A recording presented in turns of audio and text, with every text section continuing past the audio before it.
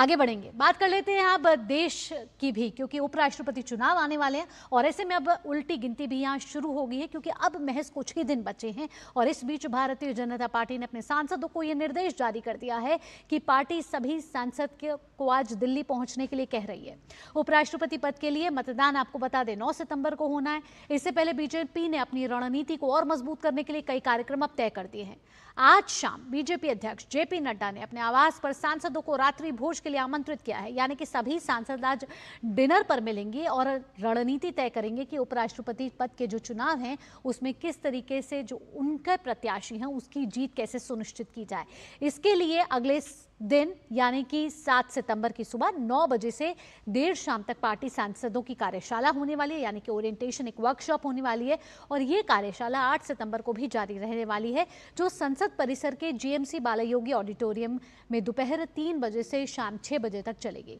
कार्यशाला को खत्म होने के बाद 8 तारीख को प्रधानमंत्री मोदी भी अपने आवास पर सभी सांसदों के लिए रात्रि भोज का आयोजन करेंगे। फिर होने वाला है 9 सितंबर को चुनाव। पार्टी सूत्रों के मुताबिक ये पूरा कार्यक्रम उपराष्ट्रपति चुनाव से पहले सांसदों को एकजुट करके रणनीतिक रूप से दिशा तय करने के उद्देश्य से रखा गया है।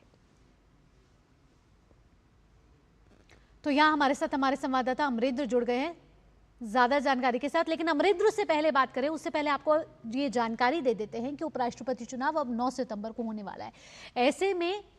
दोनों ही पक्ष जो हैं वो अपनी अपनी तैयारियां यहां करते हुए नजर आ रहे हैं। अगर आज भारतीय जनता पार्टी की बात करें तो सभी सांसदों को आज दिल्ली में रहने के लिए कहा गया है। आपको बता दें उपराष्ट्रपति चुनाव में लोकसभा और राज्यसभा दोनों के सांसद यहां अपना मतदान देते हैं। 9 सितंबर को जब मतदान होने वाला है तो ऐसे में किस तरीके से रणनीति तय की जाए और कैसे इसको आगे बढ़ाया जाए, ऐसे में आज पार्टी अध्यक्ष जेपी नड्डा ने डिनर का आयोजन किया है। और उसके बाद कल होने वाली है वर्कशॉप होने वाली है संसद परिसर में, जहां जीएमसी बालायोगी ऑडिटोरियम में वर्कशॉप में सभी सांसद मौजूद रहेंगे और एक रणनीति तय की जाएगी कि कैसे उपराष्ट्रपति पद के चुनाव के लिए जो अपने पक्ष के प्रत्याशी हैं उनको आगे बढ़ाया जाए और उनकी जीत किस तरीके से सुनिश्चित की जाए। ऐसे में कल वर्कशॉप होनी है और उसके बाद 8 सितंबर को आपको बता दें कि प्रधानमंत्री नरेंद्र मोदी ने भी सभी सांसदों के लिए डिनर करेंगे। ऐसे में सभी सांसदों को आज निर्देश दिया गया है कि वे दिल्ली पहुंचे और दिल्ली पहुंचने के बाद आगे की रणनीति जो है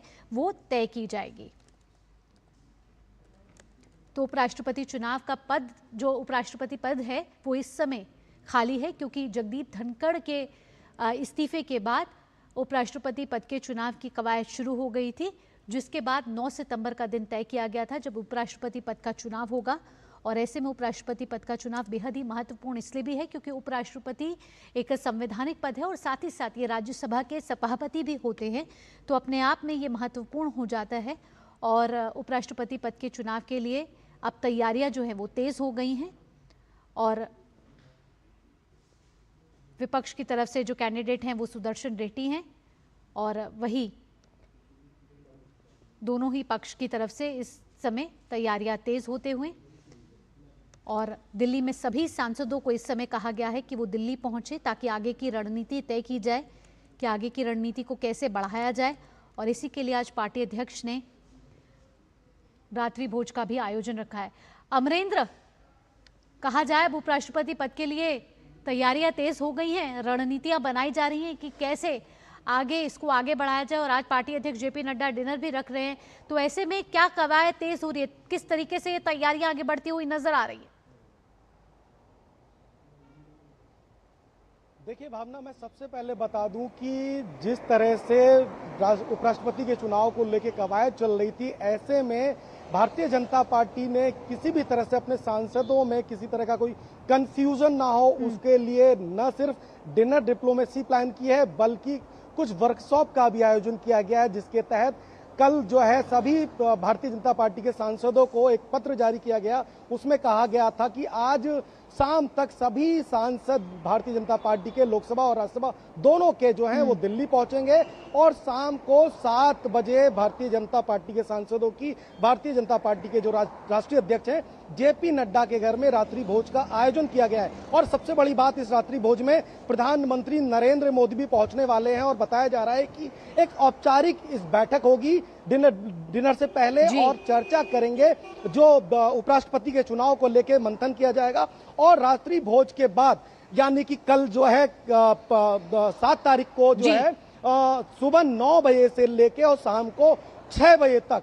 संसद भवन परिसर के जीएमसी बालयोगी में एक वर्कशॉप यानी कि कहें अभ्यास वर्ग का आयोजन किया गया है। और जो कल का जो वर्कशॉप है उसमें सिर्फ और सिर्फ भारतीय जनता पार्टी के लोकसभा और राज्यसभा के सांसद इस वर्कशॉप में मौजूद रहेंगे और उपराष्ट्रपति में किस तरह से मतदान करना है, मतदान की प्रक्रिया क्या होगी, भारतीय जनता पार्टी के क्या एजेंडे हैं, इसको लेके कई सत्रों का आयोजन किया गया है। बताया जा रहा है कि कई केंद्रीय मंत्री जो हैं इन सत्रों में संबोधन देंगे और बताएंगे कि पार्टी की क्या रणनीति है और सुचारू तरीके से और सही तरीके से किस तरह से उपराष्ट्रपति पद के चुनाव में अपने मतों का प्रयोग किया जाए, ये अहम होने वाला है। और कल के बाद जो है 8 तारीख को दोपहर में 3 बजे से 6 बजे तक, भावना बहुत इंपॉर्टेंट पहलू बता रहा हूं, 3 बजे से 6 बजे तक जीएमसी बालयोगी में एनडीए के सांसद यानी कि भारतीय जनता पार्टी के साथ उनके सभी सहयोगियों के सांसदों की भी वर्कशॉप आयोजित की गई है।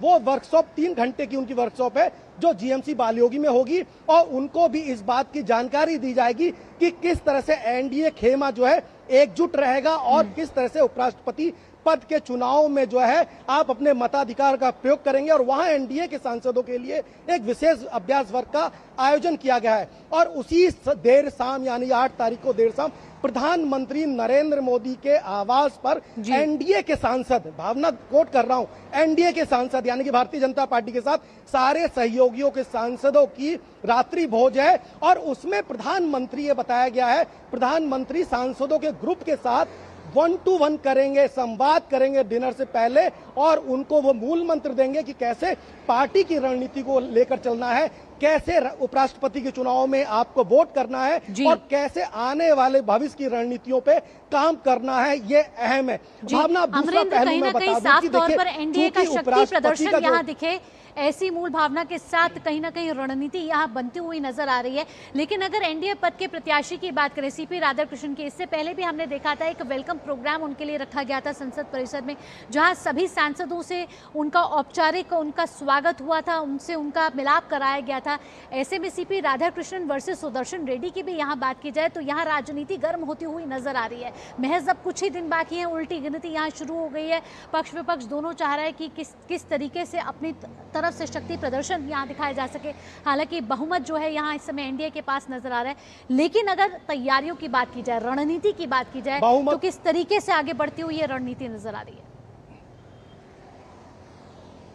देखिए भावना, जो आपने इंपॉर्टेंट पहलू अभी कोट किया, बहुमत की बात करें तो लोकसभा और राज्यसभा की बात करें तो दोनों हाउस को मिला के जो सांसदों की संख्या वर्तमान में है 787 जो सांसद हैं और एनडीए के यानी कि लोकसभा और राज्यसभा के एनडीए की सांसद की जो संख्या है वो 422 है। और मैं आपको बता दूं कि उपराष्ट्रपति चुनाव में निर्वाचन होने के लिए दोनों हाउस से 394 सांसदों का समर्थन चाहिए, यानी कि 394 सांसदों के वैलिड वोट ही उपराष्ट्रपति के चयन में एक मुख्य भूमिका निभाएगा। और ऐसे में अगर बात करें लोकसभा की तो देखिए लोकसभा में जो आपको पता है कि 542 सांसदों का इस समय हाउस है और लोकसभा में एनडीए की संख्या 293 है। और राज्यसभा की बात करें तो राज्यसभा में 245 सांसदों का कक्ष है जिसमें 129 है, यानी कि बहुमत का आंकड़ा पूरी तरह से भारतीय जनता पार्टी और एनडीए के पास है, क्योंकि बहुमत सिर्फ 394 चाहिए उपराष्ट्रपति के विजय के लिए। और अगर आपको थोड़ा सा पीछे ले जाऊं तो 2017 और 2022 में जैसे आपने देखा कि उपराष्ट्रपति चुनाव में लगातार सत्ता पक्ष ने यह प्रयास किया था कि विपक्ष के खेमे को मनाया जाए और विपक्ष के साथ बातचीत करके एक संयुक्त तौर पे एक प्रत्याशी घोषित किया जाए। लेकिन 2017 और 2022 और इसके बाद 2025 ये तीनों सरकार की जो कवायद थी वो विफल साबित हुई और विपक्ष ने तीनों बार अपना उम्मीदवार उतारा। और इस बार विपक्ष ने अपना उम्मीदवार उतार के सिर्फ एकजुटता का परिचय देने का प्रयास किया है, मैसेज देने का प्रयास किया है। उनको पता है कि उनकी हार निश्चित है, लेकिन कहीं ना कहीं एक लार्ज लेवल पे मैसेज देने का प्रयास किया है। लेकिन भारतीय जनता पार्टी चूंकि संगठन की पार्टी है, रणनीति के साथ आगे बढ़ती है और इसी के तहत ये 3 दिन जो कार्यक्रम है ये खासे अहम है कि किसी भी तरह से क्रॉस वोटिंग ना हो, सांसदों का जो वैलिड वोट है वो किस तरह से वो अपने फोल्डर को फोल्ड करें और किस तरह से उसको मतपेटिका में डालें हैं उसकी प्रॉपर ट्रेनिंग की जाएगी। कई टेक्निकल सेशन है और उनको बताया जाएगा कि उनका एक एक मत कितना इंपॉर्टेंट है। और जिस तरह से भारतीय जनता पार्टी के राष्ट्रीय अध्यक्ष जेपी नड्डा ने पहले दिन अपने घर पे डिनर रात्रि भोज रखा है, तो उसमें उन परिदृश्य पर चर्चा होगी और बताया जाएगा कि प्रधानमंत्री जब 8 तारीख को रात्रि भोज देंगे तो उसमें किन किन ग्रुप के साथ उनकी बैठक होगी। और एनडीए के सांसदों को चूंकि चलिए रणनीति यही होगी कि एकजुटता कैसे दिखाई जाए और एनडीए का शक्ति प्रदर्शन यहाँ साफ तौर पर उपराष्ट्रपति पद के चुनावों में देखिए ऐसी रणनीति के साथ इस समय एनडीए आगे बढ़ता हुआ नजर आ रहा है, भाजपा बढ़ता हुआ नजर आ रहा है। अमरेंद्र, फिलहाल तमाम जानकारियों के साथ आपका बहुत बहुत धन्यवाद। यहां वक्त तो चला एक छोटे से ब्रेक का, लेकिन ब्रेक के बाद बात होगी कि कैसे बिहार चुनाव पर भी सियासत इस समय गर्म होती हुई